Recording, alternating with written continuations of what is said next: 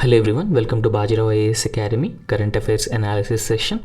So in this session we have some important science and technology related current affairs topics, and one by one we'll try to discuss all these important topics in a very specific manner, and this discussion will be helpful for your upcoming prelims examination. So without wasting any further time, let's get into the discussion and we'll discuss the first topic, that is Bio E3 policy that the government of India has recently launched. Now Bio E3 essentially means it is a biotechnology for economy, environment and employment.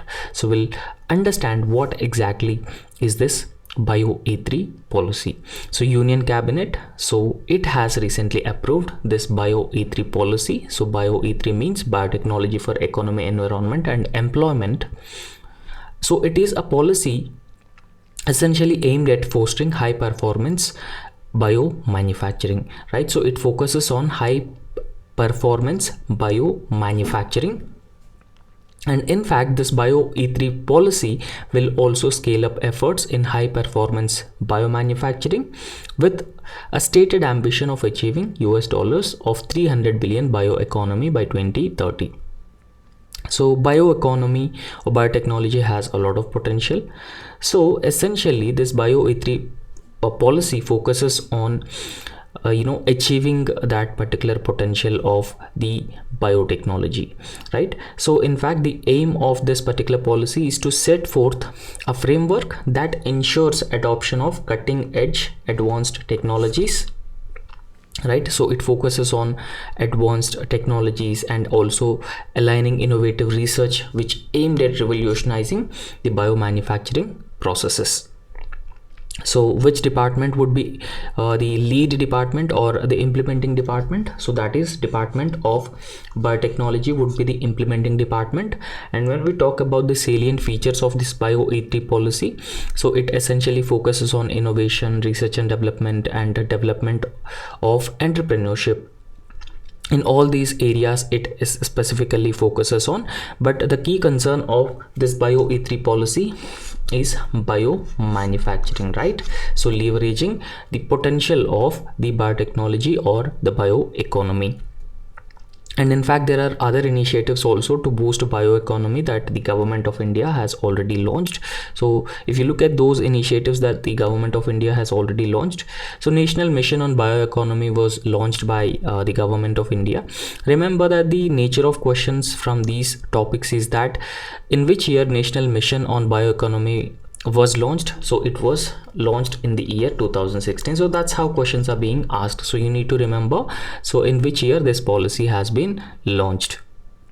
And in fact, the National Mission on Bioeconomy as a policy was launched by the Institute of Bioresources and Sustainable Development with the focus of boosting rural economy by utilizing the bioresources.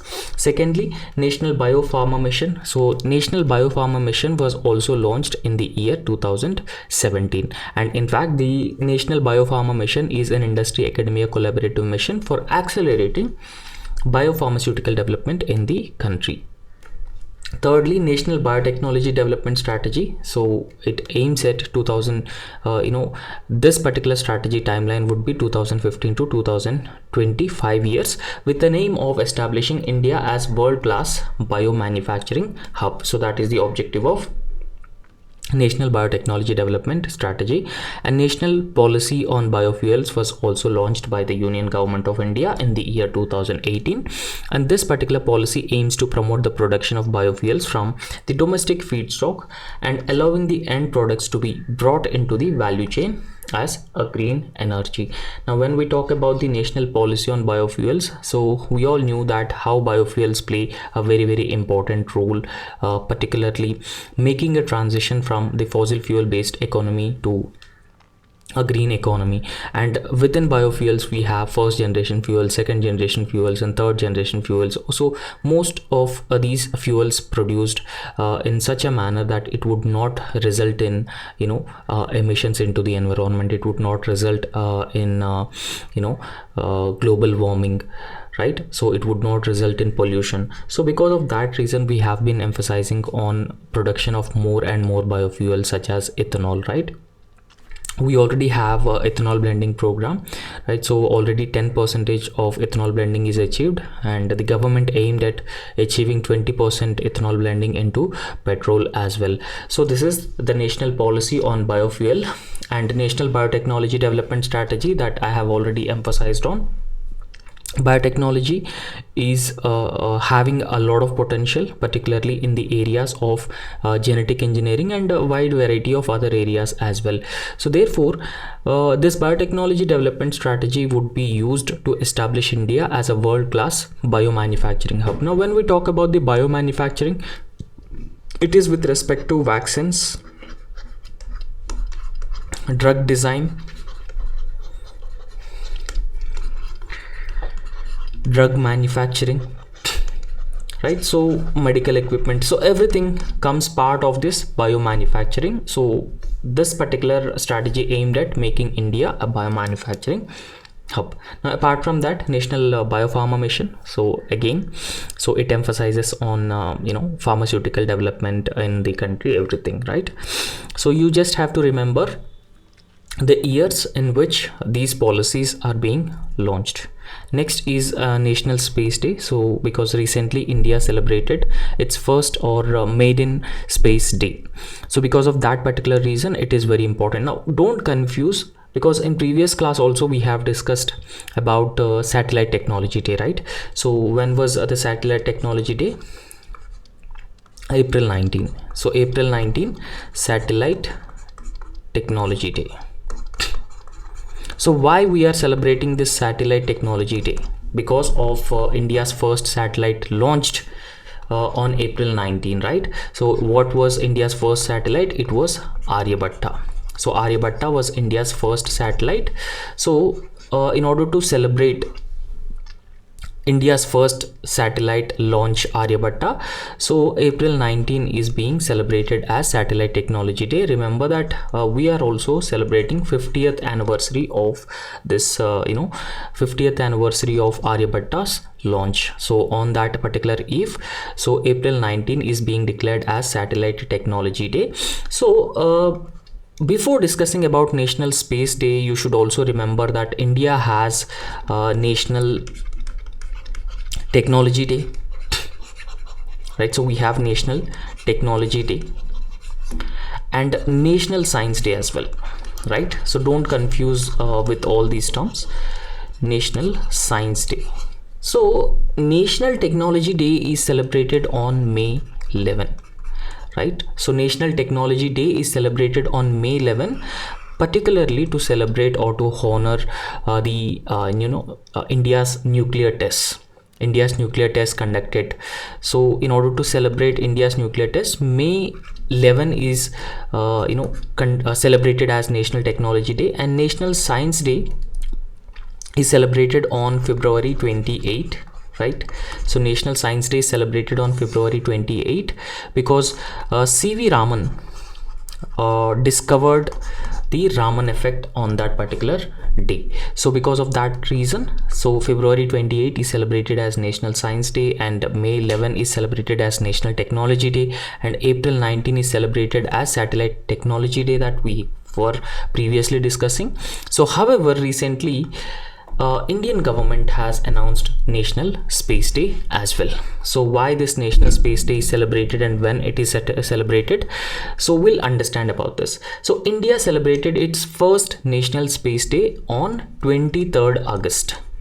Okay, so 23rd August, India celebrated its first National Space Day in the year 2024. Now why this National Space Day is celebrated? Because if you remember, on 23rd August 2023, a historic landing of Chandrayaan-3 was made. Okay, so on moon surface, and because of that particular reason, remember that, so we launched Chandrayaan mission to moon, and Chandrayaan's Vikram lander successfully landed on the southern pole of moon on 23rd August 2024, and after the landing of Vikram lander, rover Pragyan has also came out from this Vikram lander.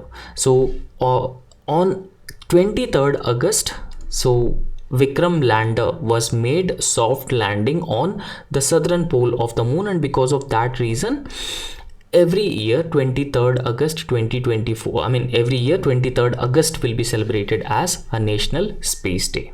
Okay, so to commemorate the historic landing of Chandrayaan 3 on the southern pole of the moon.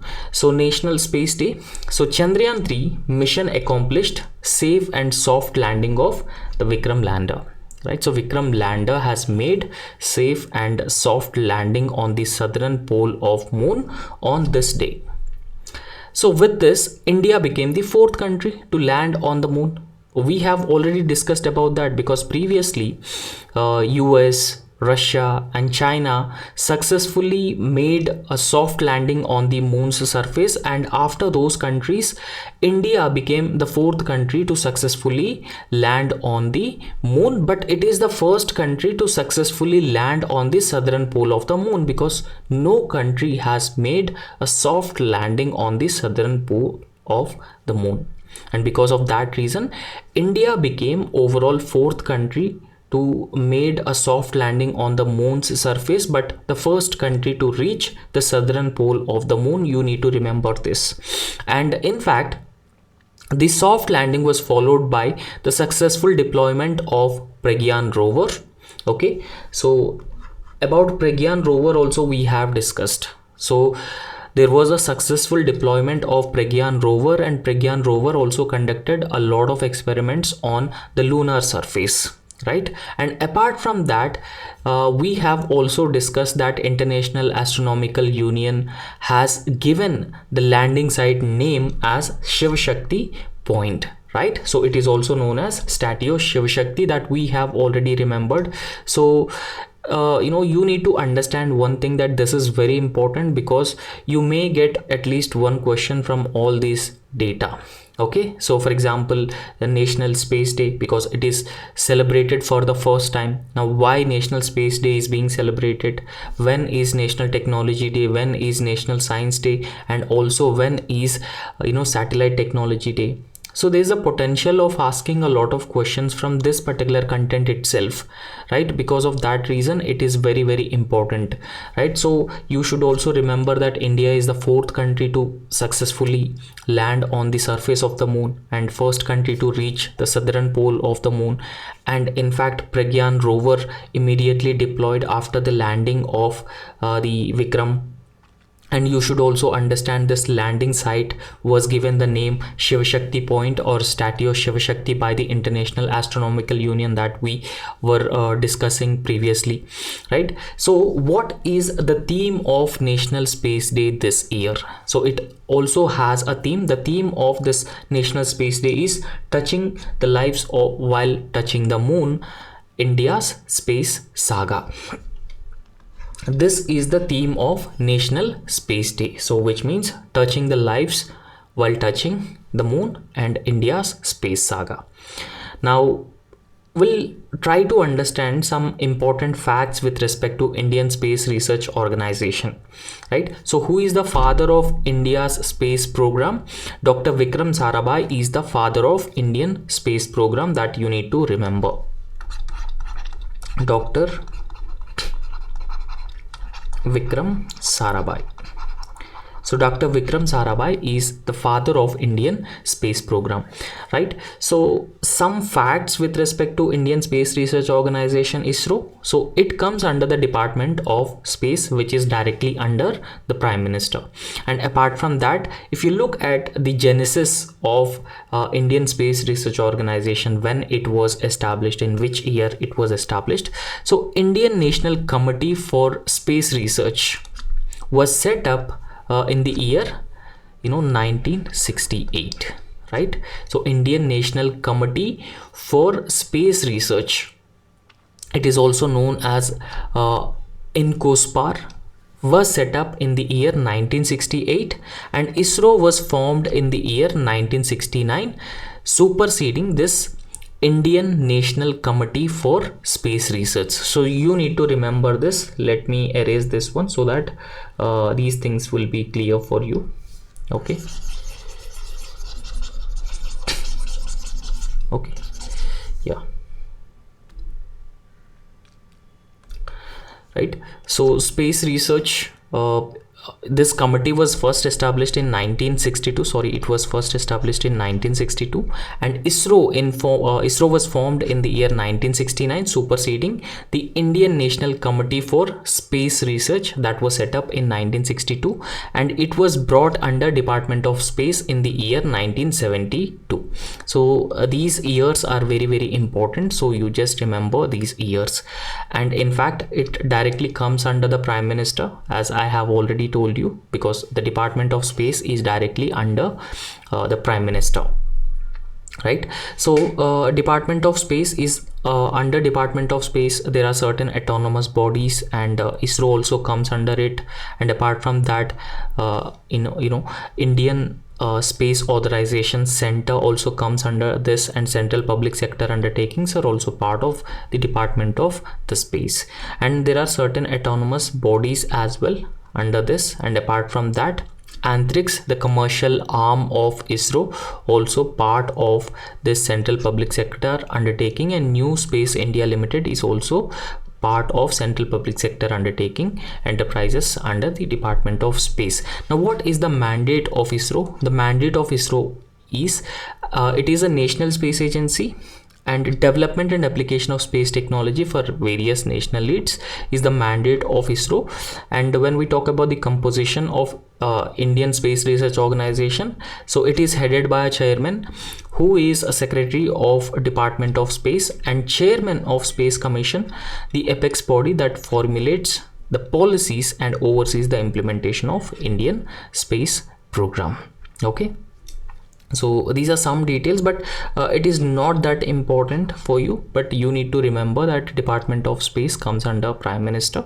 It does not come under any specific ministry. And in fact, it brought under Department of Space. ISRO was brought under Department of Space in the year 1972, and ISRO was formally established in the year 1969, right? So previously it was Indian National Committee for Space Research, so that was established in the year 1962. So these are some details that you need to remember about this. And next is Axiom Mission 4. So we'll try to understand what exactly is this Axiom Mission 4, right? So we all knew that Gaganyaan is India's first human space flight program. So through Gaganyaan mission, India planned to demonstrate the technology of sending humans into space. So under Gaganyaan, 3 astronauts will be sent to the low Earth orbit, right? 3 astronauts would be sent to the low Earth orbit, and if Gaganyaan mission is successful, India will become the 4th country to successfully send humans into the space, right? The first 3 countries are US, Russia, China, and next India.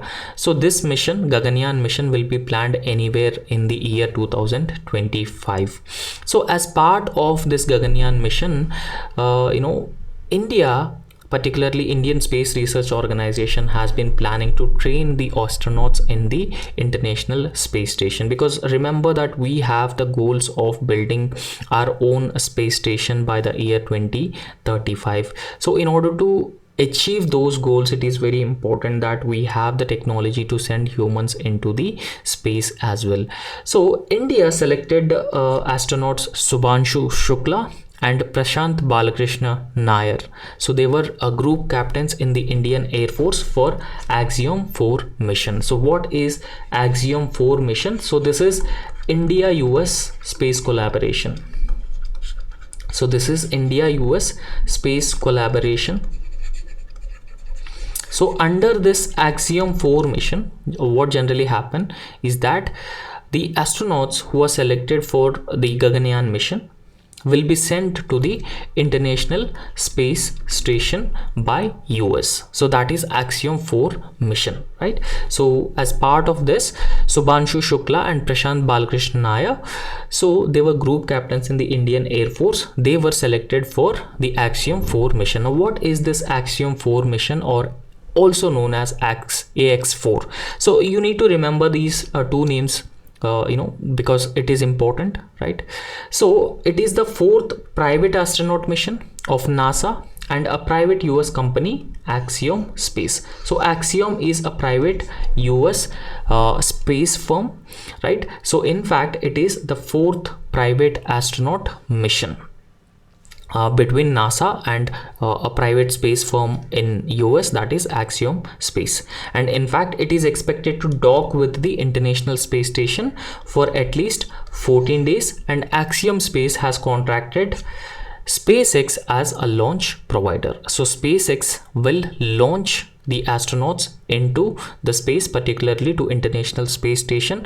So as part of this Axiom AX4 mission, so Subhanshu Shukla and Prashant Balkrishna Nair are being selected for this Axiom 4 mission, right? So what exactly is this Axiom 4 mission? So you can go through this. So NASA and Axiom Space, this is an American privately funded space infrastructure developer, right? So what is that?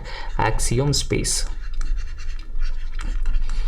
Axiom Space, so they have signed an order for the fourth private astronaut mission to the International Space Station, right? So this mission will dock with the International Space Station for at least 14 days, and Indian astronauts Prashant Balkrishna Nair and Shubhanshu Shukla will receive training from NASA and international partners and SpaceX, specifically focusing on spacecraft systems, emergency preparedness, and as part of India-US cooperation goals. Because remember that these astronauts are being part of the Gaganyaan mission, so they're going to low Earth orbit as part of the Gaganyaan mission, and because of that reason these astronauts need to be adequately trained, and that's the reason why India, particularly ISRO, has been sending these astronauts as part of Axiom 4 mission, right? So remember that Axiom Space is a privately funded space firm in US, right?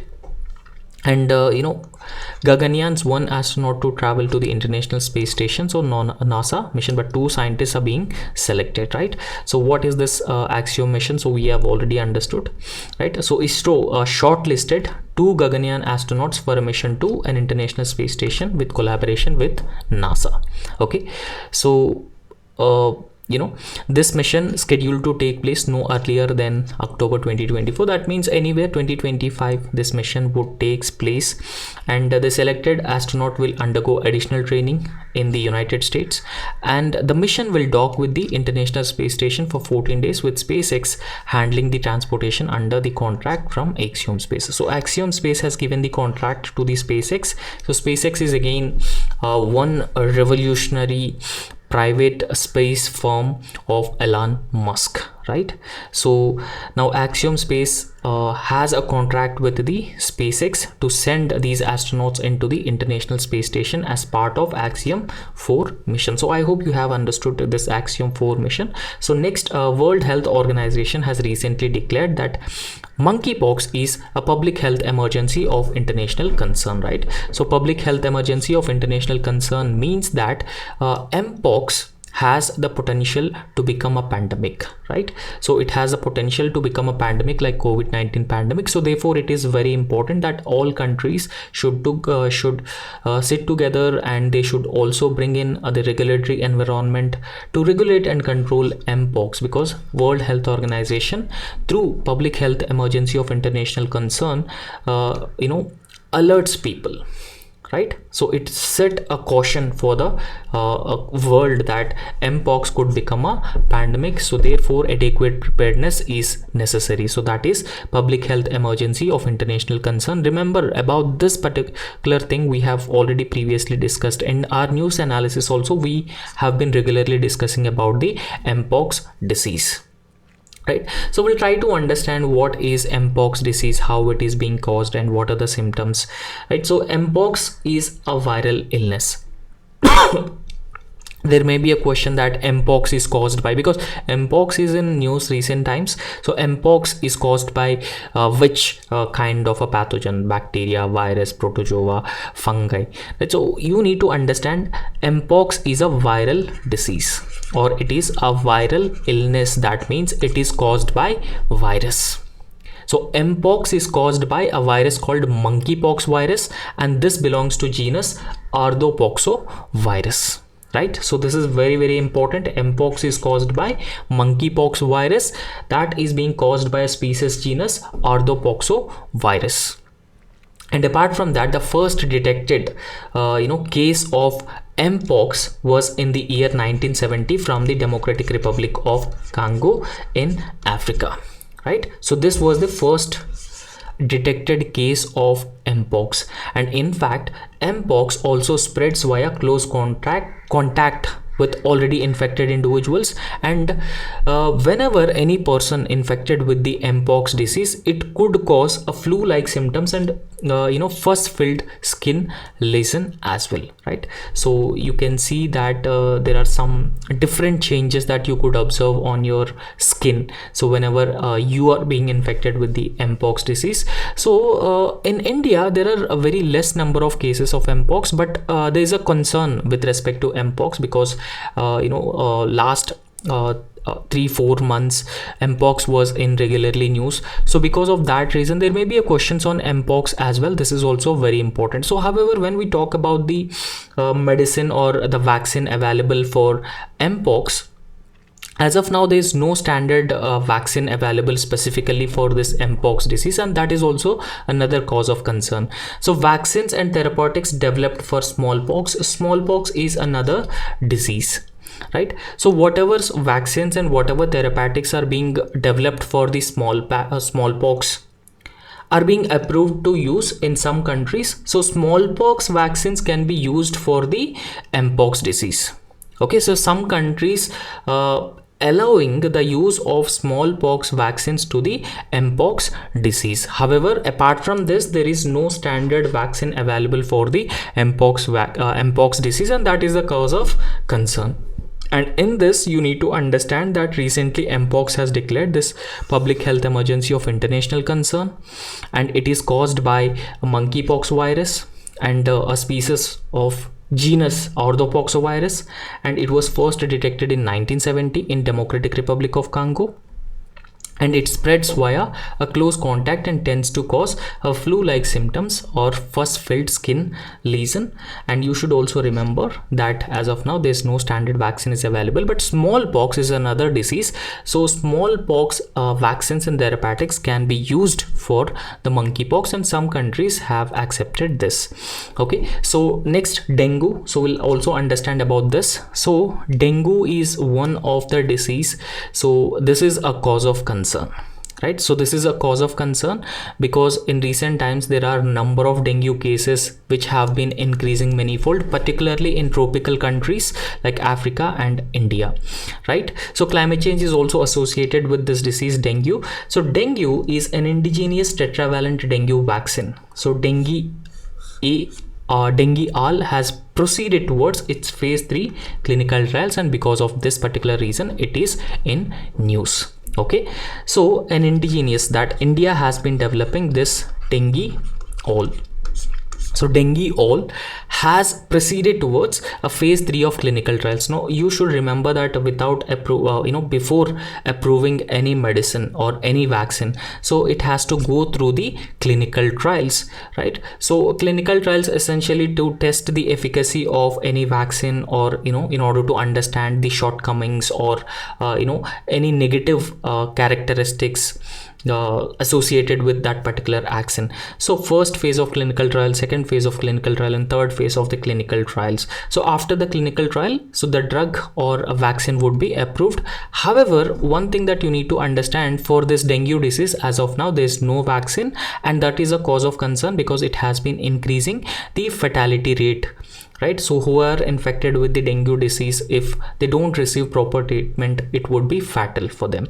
And as of now, there's no vaccine for the dengue also. So because of that particular reason, so indigenously developed this tetravalent dengue vaccine, so which is dengue all, has proceeded towards its phase 3 clinical trials. So because of that particular reason, it is in news.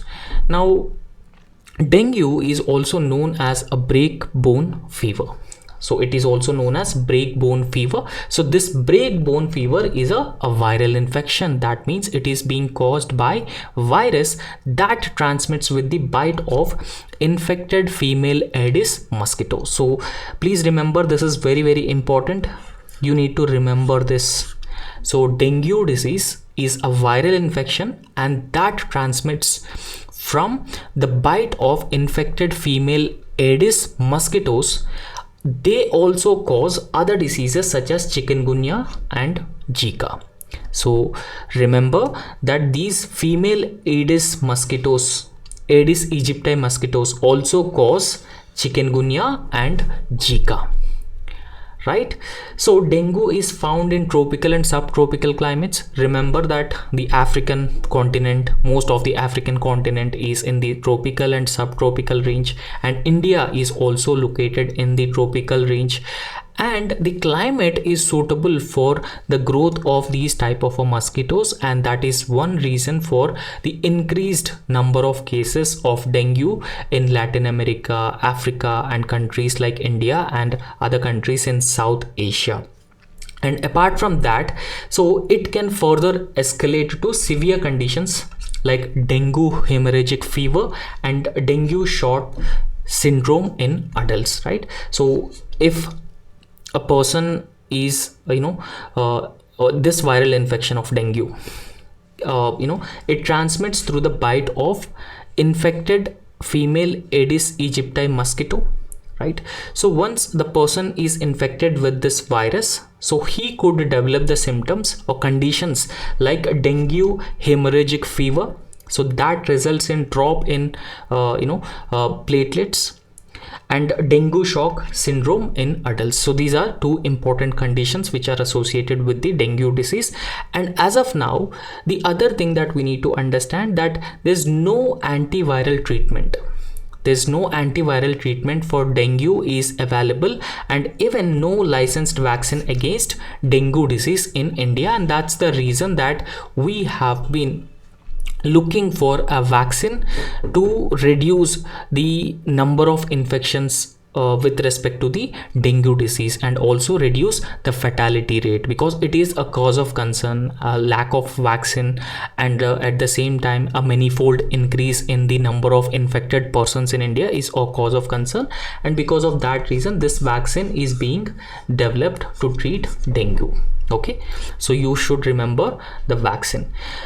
And in this context, it is very important that we need to understand a very important aspect with respect to prevention and control of this dengue disease, and that particular method is known as Wolbachia method.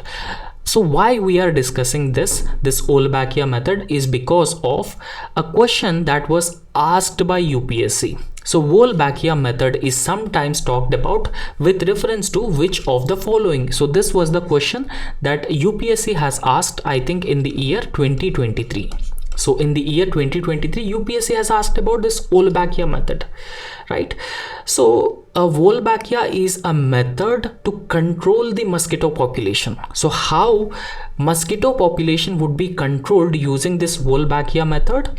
Now understand that Wolbachia is a bacteria, right? So you can see that Wolbachia is a bacteria, so that is injected into the dengue vector. Now here, what is the dengue vector? So that is Aedes aegypti. So Aedes aegypti is known as the dengue vector, and this Wolbachia bacteria would be injected into the dengue vector, so that is Aedes aegypti eggs. And now Wolbachia infected into these mosquitoes, female Aedes aegypti mosquitoes, and now what happens is that these eggs do not hatch due to the cytoplasmic incompatibility. So over a period of time, so these eggs of female Aedes aegypti mosquito will not hatch, right? So they will not be they will not be hatched, and that results in a significant decline in mosquito populations. So decline in mosquito population means that there will be a prevention or control of spread of diseases, because mosquitoes are generally vectors for many diseases, whether it is chikungunya, Zika, dengue. So for all these diseases, even malaria also for that matter, right, encephalitis, for all these diseases, these mosquitoes are vectors. But this Wolbachia method can be used to successfully control the population of mosquitoes, and that will also further help in control and prevention of the spread of these diseases from one person to another person. So I hope by this discussion you can clearly answer this question, right? So that's how UPSC has been asking questions from these minute things as well. So next topic is National Green Hydrogen Mission that the government of India has recently launched. So we'll try to understand few aspects with respect to National Green Hydrogen Mission. What exactly is this National Green Hydrogen Mission? So understand that why it is in news firstly. So this National Green Hydrogen Mission is launched by this Ministry of New and Renewable Energy. Right? So it has recently released scheme guidelines for funding and testing facilities, right? So we have launched a mission. For that particular mission, it is very important that how to fund the mission and how to have the infrastructure, the necessary infrastructure, how to get the necessary institutional support for this green hydrogen mission, so that the mission objectives can be achieved within the set timeline, and how we need to set up our overall regulatory framework. So because of that particular reason, this Ministry of New and Renewable Energy has recently released a scheme guidelines for scheme guidelines, and those guidelines including funding, infrastructure, institutional support mechanisms, regulation. So essentially aimed at making National Green Hydrogen Mission a big success. Now we'll understand what is green hydrogen, what is brown hydrogen, what is blue hydrogen. So we'll understand everything because it is important. So in recent times also, countries have been increasingly emphasizing on green hydrogen. So green hydrogen, because it will not result in emissions and it will not create any pollution as well, right? So it will also help countries make a transition towards a greener economies, and because of that reason, countries have been increasingly emphasizing on the green hydrogen, right? So National Green Hydrogen Mission, or NGHM, right? So this mission was launched in the year 2023. When it was launched, the National Green Hydrogen Mission was launched in the year 2023, and the total financial outlay of the National Green Hydrogen Mission is 19,744 crore. So this is the total financial outlay for the Green Hydrogen Mission. And what is the timeline? What is the duration of the National Green Hydrogen Mission? So it is launched in two phases. Phase 1 from 22-23 to 25-26, and phase 2 consisting of 26-27 to 29-30. So you should remember these two phases. You should also remember when this National Green Hydrogen Mission is launched. It is very, very important. Now, what is the objective of National Green Hydrogen Mission? So the objective of National Green Hydrogen Mission is to make India a global hub for the production of green hydrogen, and we use the green hydrogen for our own economy, and at the same time make India an export hub of the green hydrogen and its derivatives. So that is the objective of the National Green Hydrogen Mission. And as part of the National Green Hydrogen Mission, a new program has been launched. The new program is known as SITE program. So SITE program means Strategic Interventions for Green Hydrogen Transitions program. So that SITE program is being launched as part of the National Green Hydrogen Mission. So this particular mission program include incentives for manufacturing of electrolyzers and production of green hydrogen, and that is the objective of the SITE program. Right, so it means strategic intervention for green hydrogen transition. So you should remember about this SITE program. So you should also remember the duration of the National Green Hydrogen Mission, and also remember when it was launched and which ministry has launched National Green Hydrogen Mission. This is very important. And the other thing that you need to remember about this, so there are some objectives, there are some goals that the government has set as part of the National Green Hydrogen Mission. For example, at least 5 million metric tons of greenhouse gas emissions, green hydrogen annual production. Okay, so 5 million metric tons of green hydrogen production by 2030, and 10 to 100 gigawatt of electrolyzer capacity by 2030, and 125 gigawatt of renewable energy capacity for green hydrogen generation and associated transmission networks. So these are the aims and objectives or the goals set under the National Green Hydrogen Mission. So remember that these electrolyzers are very important to generate a substantial amount of green hydrogen, right? So apart from that, the total cost savings because of the National Green Hydrogen Mission would be around 1 lakh crore. Remember that 85% of the crude oil is being imported, is being sourced from the foreign countries. So when we have the capacity to produce a green hydrogen, and most of the industries, transportation and all other sectors are making a transition towards the green hydrogen, don't you think that we can substantially cut down our imports from other countries on the crude oil and natural gas? So therefore it would result in 1 lakh crore of import savings and 50 million ton of CO2 emission reductions, right? So India as a country ambitiously moving towards reducing the greenhouse gas emissions and also becoming net zero by the year 2070. So in this commitment, India's commitment of becoming net zero by 2070, this green hydrogen mission will help substantially by reducing or averting 50 million metric tons of CO2 emissions annually, and it would also create 6 lakh jobs, and it would also result in attracting 8 lakh crore of investment into the green hydrogen production. Now in this context, you need to understand what is brown hydrogen, what is gray hydrogen, blue hydrogen and green hydrogen. Now very often the questions are asked in such a manner that you need to match what is brown hydrogen, what is green hydrogen, what is blue hydrogen. So these are different types of hydrogen which are being produced, or they differ based on the methods through which the hydrogen is being produced. Now how brown hydrogen is produced? So brown hydrogen is made from coal.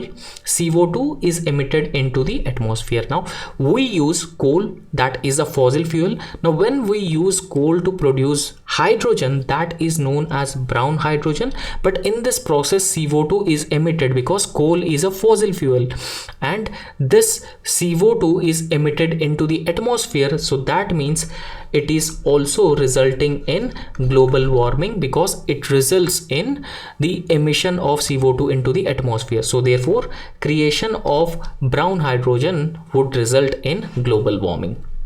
And gray hydrogen, so gray hydrogen is also made from the natural gas, so that is methane. So in this process also CO2 is emitted into the atmosphere, but the difference is that coal has the higher proportion of carbon compared to the natural gas, right? So coal is having the higher proportion and higher efficacy of efficiency, potency in terms of creating global warming compared to the natural gas. So in gray hydrogen also, hydrogen is produced using natural gas, and in this process also CO2 is being generated, carbon dioxide is generated, and carbon dioxide is released into the atmosphere.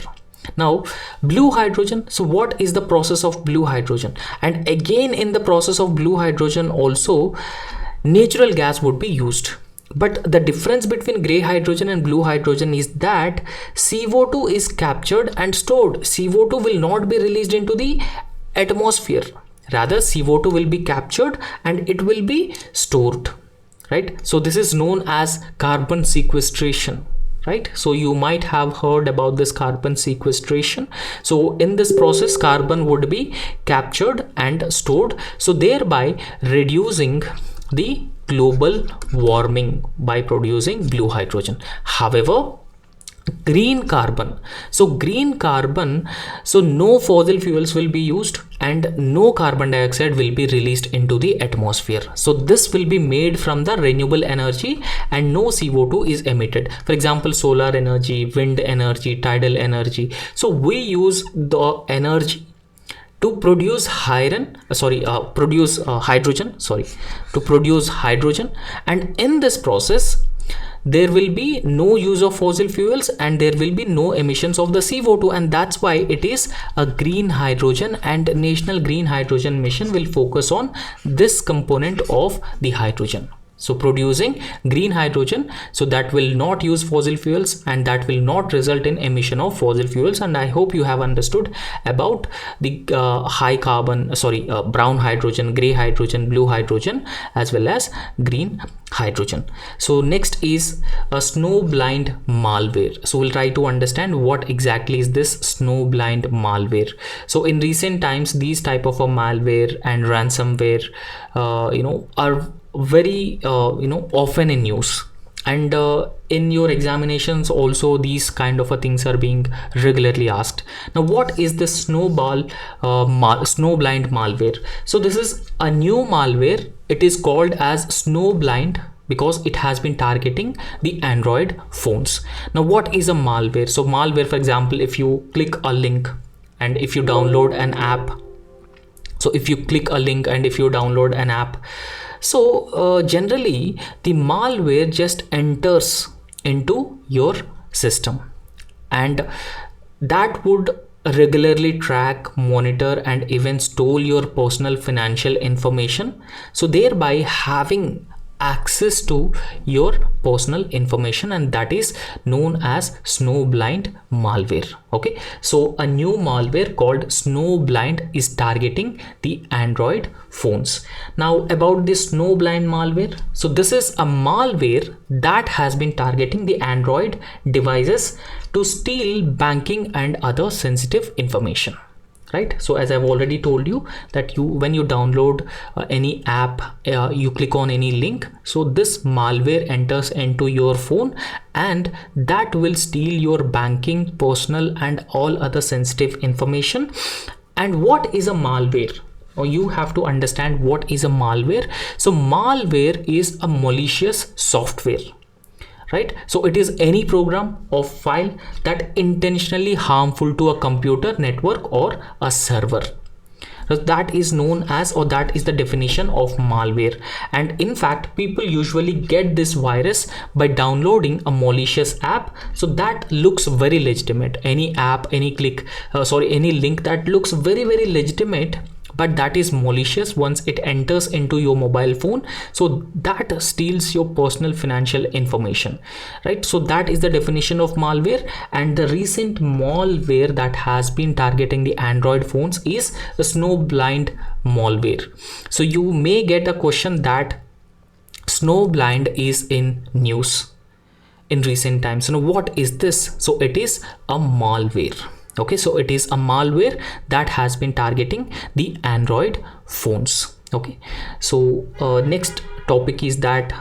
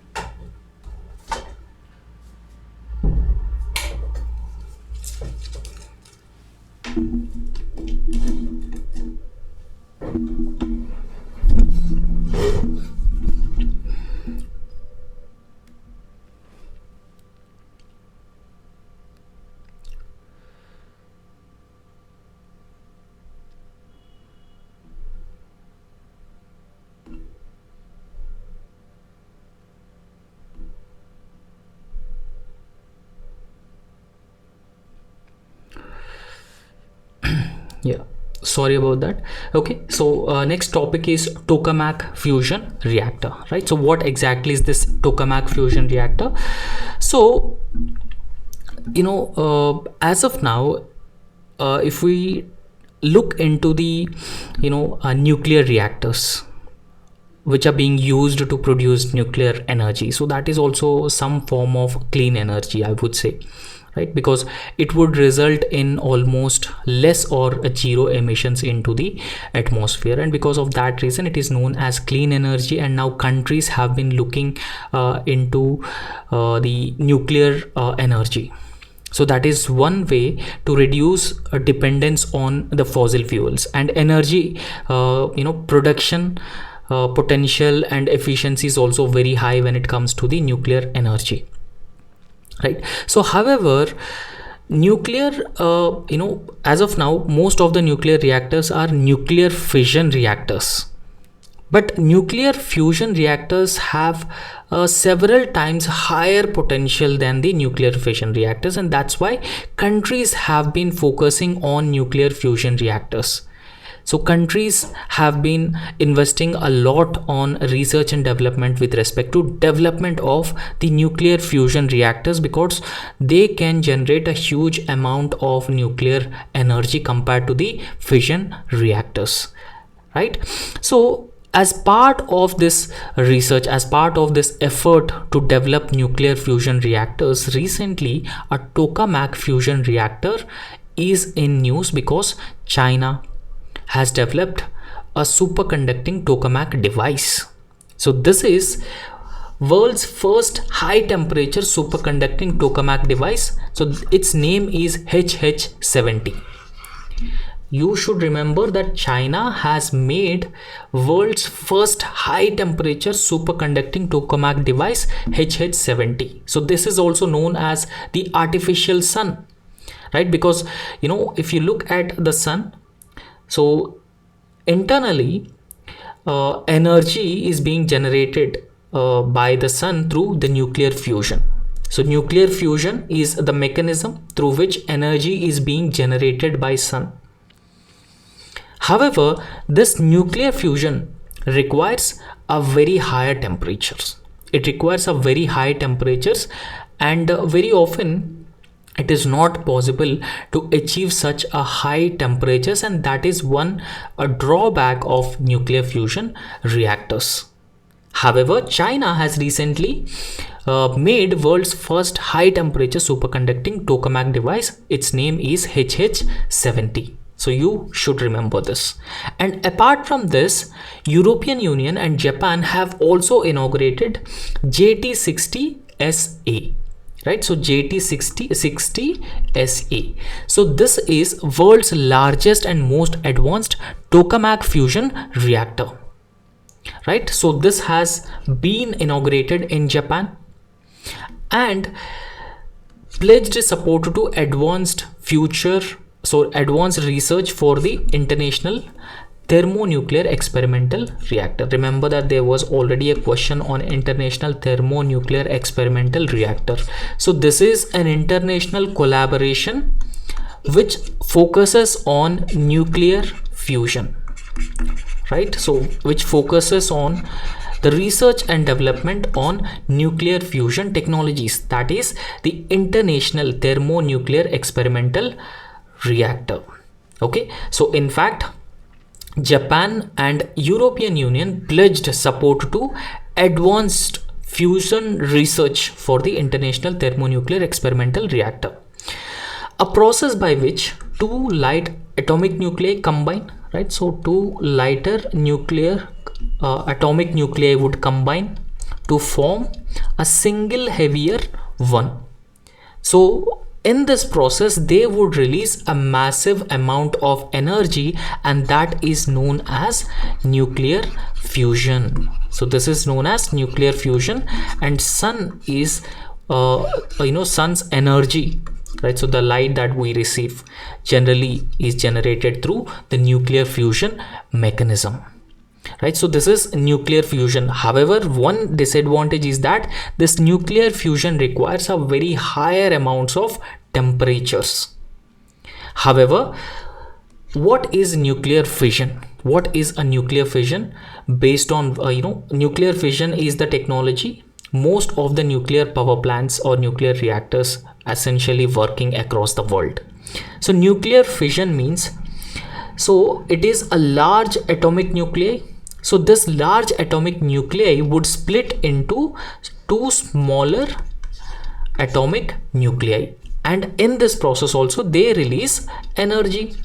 In this process also they release energy, and this is known as nuclear fission, right? So as of now we have nuclear fission technology based nuclear reactors, but we do not have the nuclear fusion based technology reactors, because nuclear fusion requires a very high temperature conditions.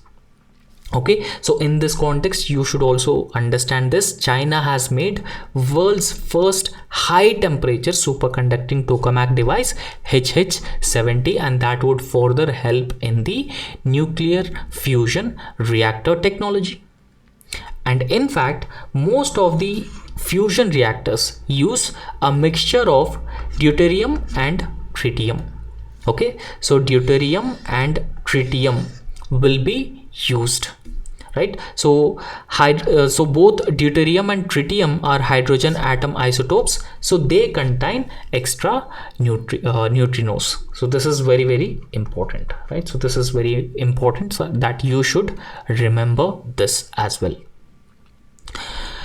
So next is Li-Fi technology. We'll try to understand what exactly is this Li-Fi technology which is in news. So Ministry of Defense funded a startup under a program called Innovations for Defense Excellence, or it is also known as IDEX, Innovations for Defense Excellence, that will secure Li-Fi technology for the Indian defense sector, particularly focusing on the Navy. Okay, so we'll understand what is Li-Fi technology, because Li-Fi technology is also very important. Previously there was a UPSC question on this Li-Fi technology as well. So Li-Fi technology is a bidirectional wireless system, right? This is a bidirectional but wireless system. So as of now, if you look at the Wi-Fi, Wi-Fi to your homes, the signals would be mostly transmitted through wires. Okay, so it is a bidirectional wireless system. Li-Fi is a wireless system that uses a visible light of 400 to 800 terahertz for communication, unlike the Wi-Fi which uses radio waves. Okay, so Wi-Fi uses radio waves, but Li-Fi uses the visible light of 400 to 800 terahertz. That is the difference. And the other difference is that Li-Fi is a wireless system. This is a bidirectional wireless system. But on the other hand, Wi-Fi is a unidirectional wired system. And in fact, this Li-Fi technology, it transmits data with the help of light emitting diodes or LED. So LED would be used to transmit data. And in fact, so the on-off activity of the LED transmitter for transmitting data would enable data transmission in accordance with the incoming binary codes. So binary codes are generally written with 0 and 1. So switching on is a logical 1 and switching off is a logical 0. So this is how Li-Fi technology works, but you should remember a few aspects with respect to Li-Fi technology, that it is a bidirectional wireless system and it uses visible light to transmit data or for the purpose of communication, and it also transmits data with the help of light emitting diode, and the on off it depends on the binary system, okay, or binary codes. Next is neglected tropical diseases. So remember that we previously talked about the neglected tropical diseases, and neglected tropical diseases are those diseases which receive a very less global attention. Generally medicine is not available, vaccine is not available in global health agenda. These neglected tropical diseases don't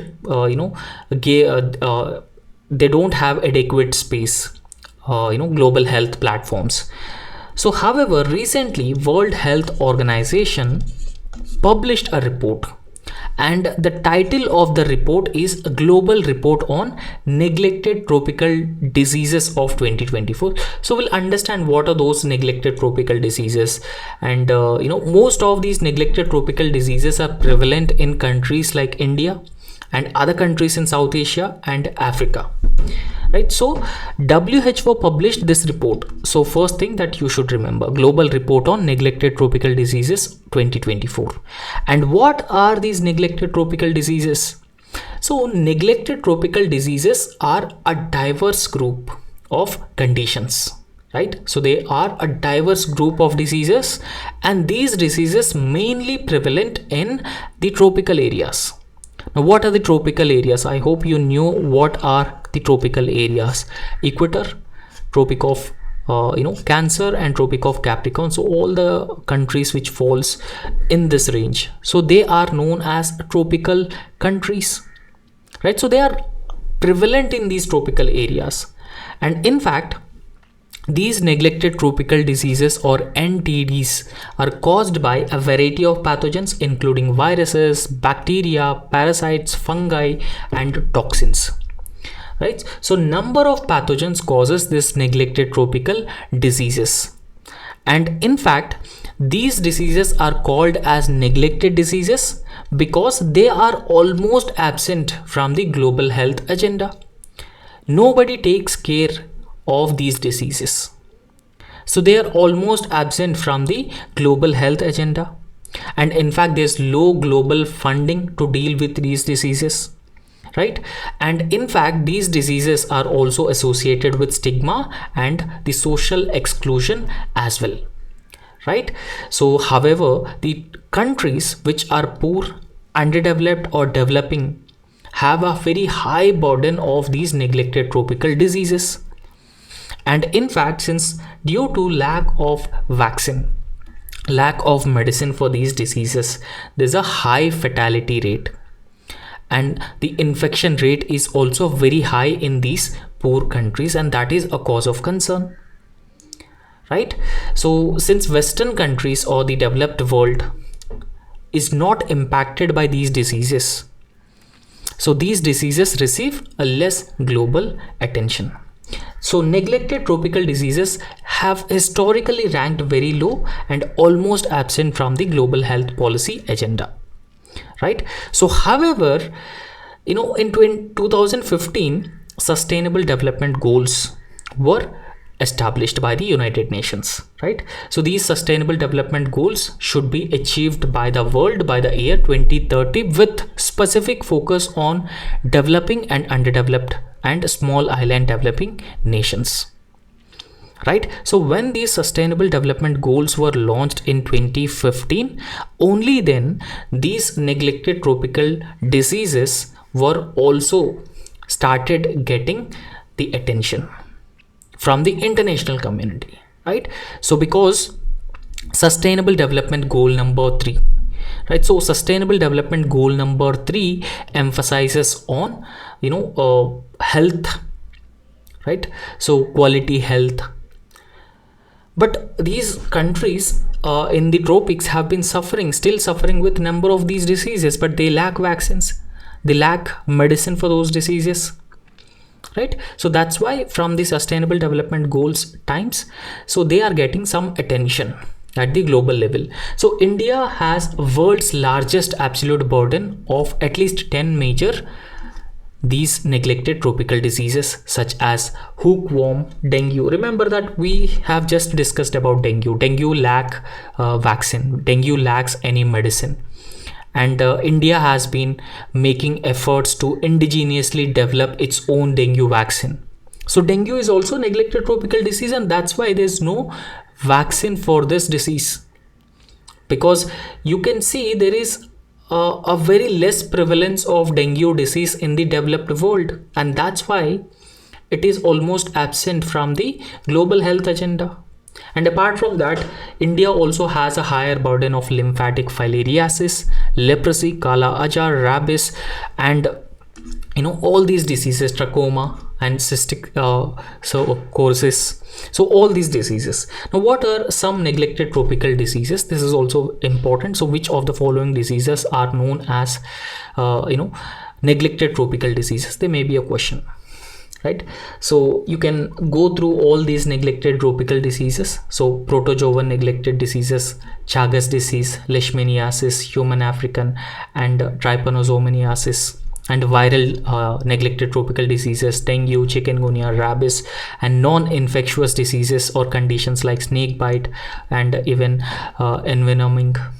And apart from that, so these are all the diseases so which receive very less attention at the global level, and because of that reason they are known as neglected tropical diseases. Next is a new CRISPR-Cas9 gene editing platform. So we'll understand what is this CRISPR-Cas9 gene editing technology, because recently this CRISPR-Cas9 is very often in news, and there were also questions in UPSC about this CRISPR-Cas9 gene editing methods, right? So a CRISPR-Cas9 is an enzyme so that will be used to cut the DNA strands. Okay, so CRISPR essentially means that clustered, regularly interspaced, short palindromic repeats associated protein. So that is what is CRISPR-Cas9.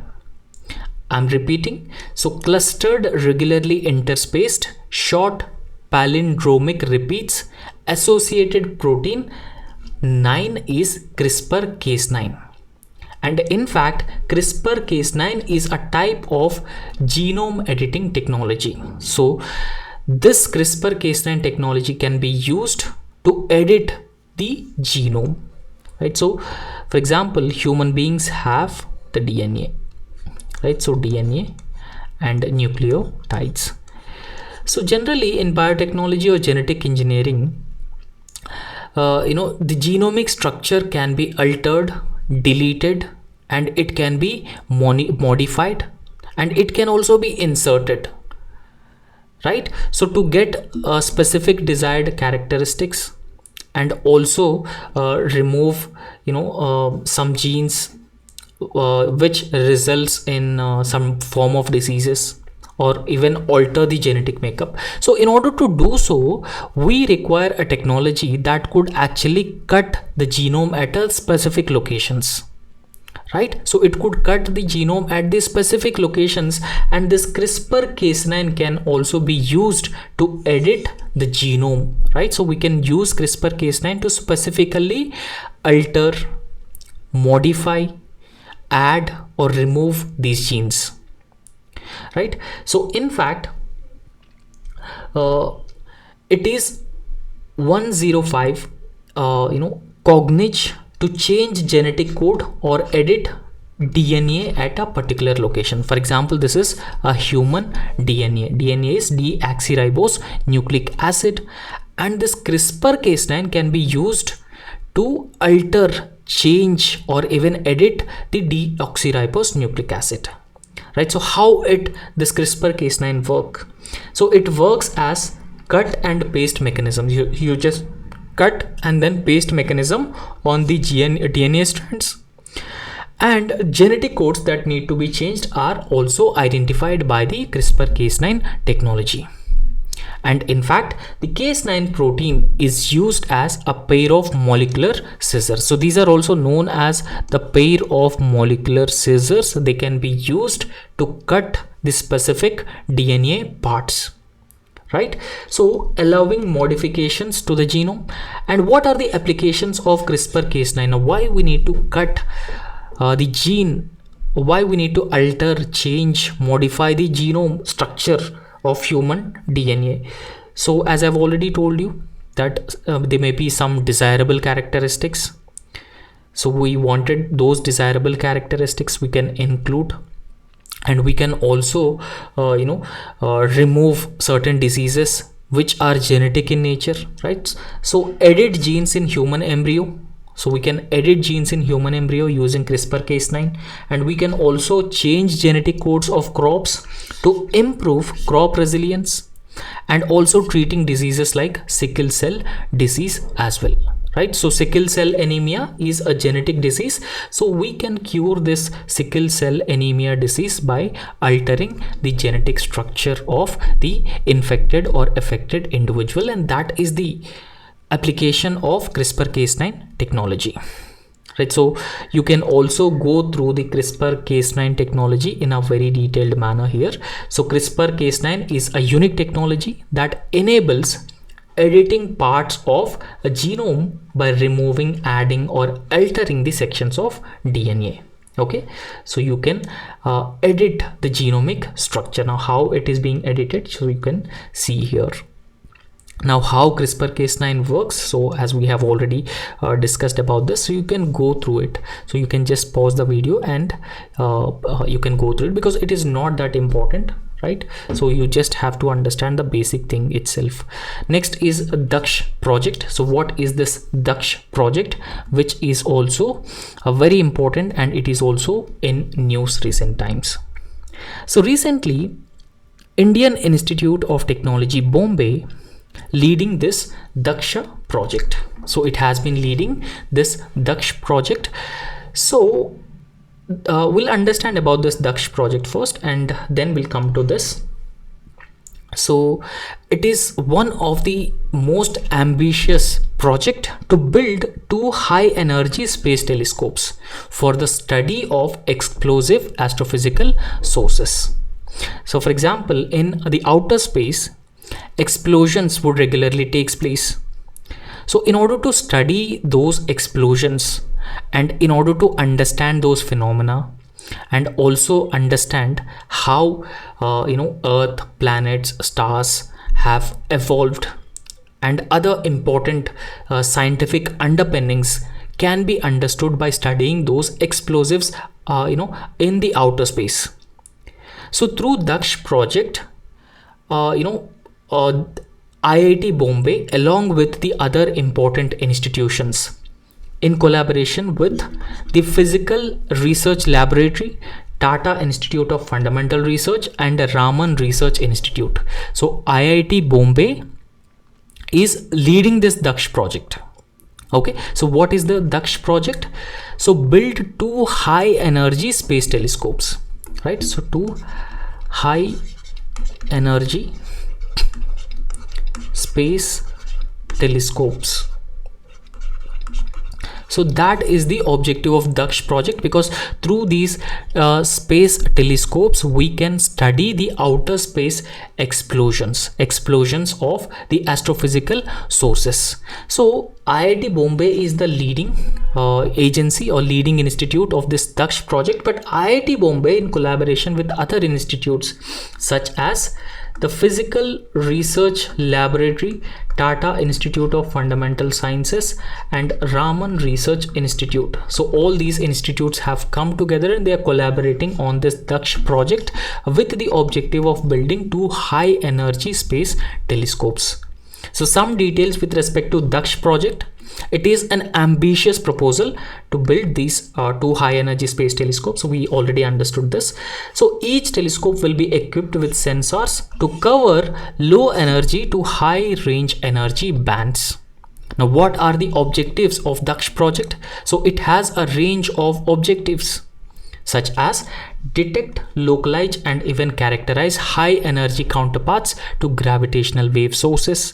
Now gravitational waves are the waves which are being generated from the explosions outer space, right? So it is also very important to study the gravitational waves as well, right? So apart from that, high sensitivity detection and studies of gamma ray bursts. And these gamma ray bursts are short-lived bursts of gamma ray light and the most energetic form of light. These gamma ray bursts are also most energetic form of light as well. So this is about the DAKSH project. And next is TRISHNA, so Indo-French Thermal Imaging Mission. So we'll also understand what exactly is this TRISHNA mission. So TRISHNA is a thermal infrared imaging satellite for high resolution natural resource assessment. So that is TRISHNA. Okay, so thermal infrared imaging satellite for high resolution natural resource assessment. And again, this is the collaboration between ISRO and French space agency, that is CNES. So CNES is the French space agency, and this TRISHNA is a collaboration between ISRO and French space agency. And the objective of this particular TRISHNA mission is to monitor surface temperature, water management at the regional to the global level. Now imagine that ISRO is an aspiring space agency. ISRO is an aspiring space agency and it wanted to have collaboration with a number of other space agencies where the technology can be shared. We could work together on number of areas, and that would also potentially benefit India as well. And because of that reason, you could see that we have been collaborating with the Russian space agency Roscosmos. We have been collaborating with the French space agency. We have been collaborating with the US space agency also. So we are working very closely with a number of these space agency, and that is the habit of an aspiring space agency. And about this Trishna mission, so we have understood the objective of Trishna mission, right? So it monitor the surface temperature and water management at the regional and global level. So the specific objective is detailed monitoring of energy and water budget of the continental biosphere, and even quantifying terrestrial water stress, water use, and high resolution observation of water quality and dynamics. So that is the objective. So you just briefly understand this as monitoring the water temperatures and water management. So that is the objective. And apart from that, this Trishna mission can also be used to help in comprehensive assessment of the urban heat islands, detection of thermal anomalies which are being linked to the volcanic activity and geothermal resources. But this Trishna mission is a collaboration between Indian Space Research Organization and French Space Agency.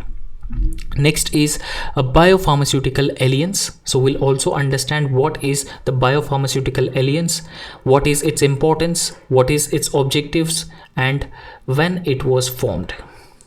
So a few countries have come together: India, South Korea, US, Japan, European Union. See, remember that all these countries are known as like-minded countries. Like-minded countries because they have the common vision. So they have the common goals and they come together to achieve those goals, and because of that reason these countries are known as like-minded countries. So India, South Korea, US, Japan, European Union, so they have launched this biopharmaceutical alliance.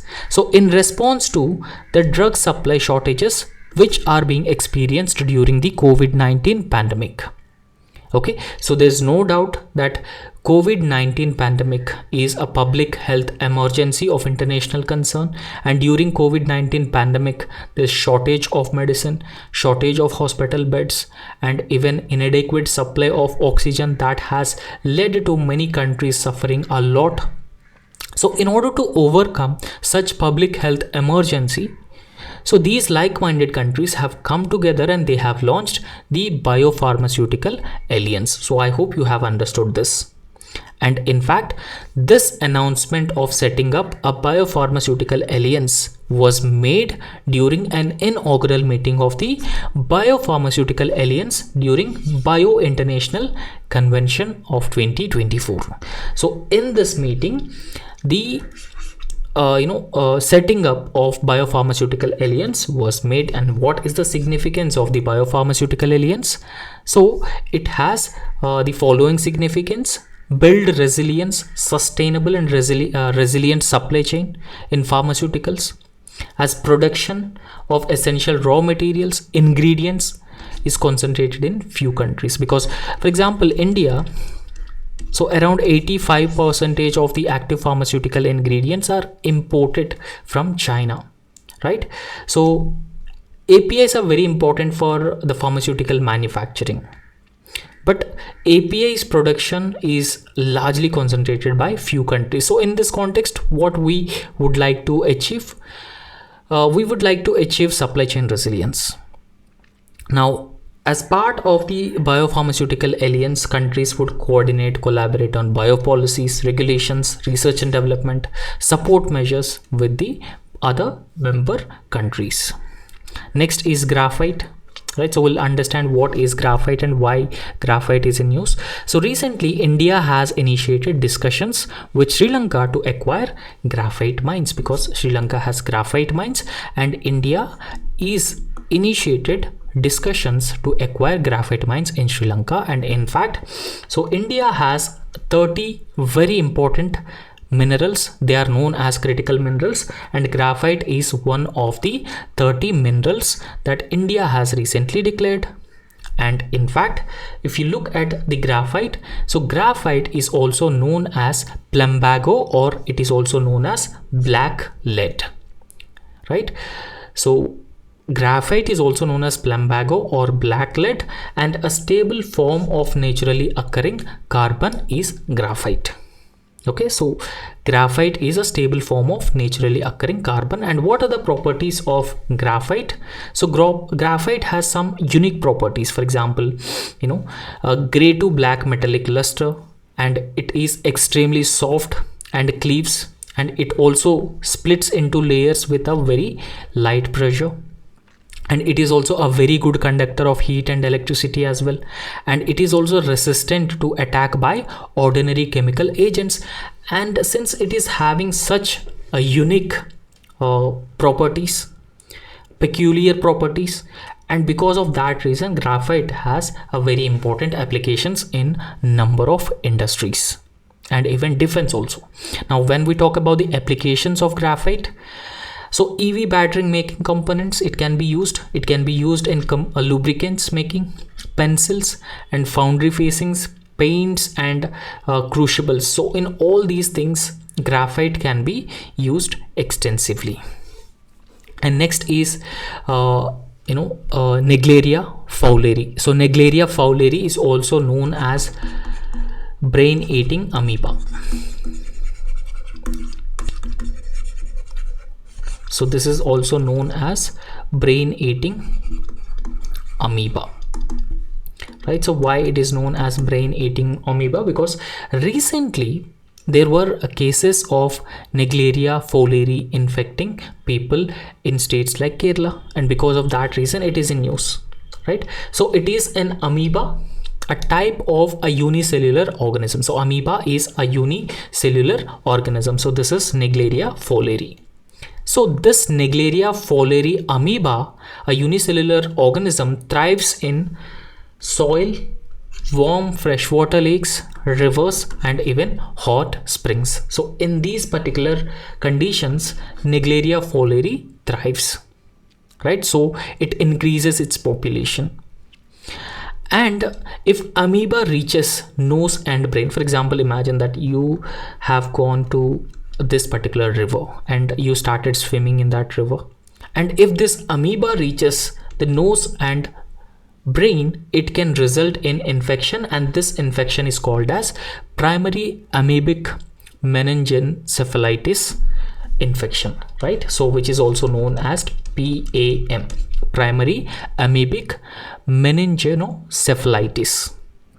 And in fact, it is often called as brain eating amoeba because it can infect the brain and it can also destroy the brain tissue as well. And in fact, the brain infections are being caused by Naegleria fowleri are rare but nearly always fatal. Okay, so once it infects your brain, it would be a fatal, right? So it would be fatal, it would be very serious condition, right? So this is about Naegleria fowleri. It is also in news, so it is important that you should remember about this as well. So recently, World Health Organization pre-qualifies new dengue vaccine, which is TEK003, right? So India developing its own indigenous vaccine, right?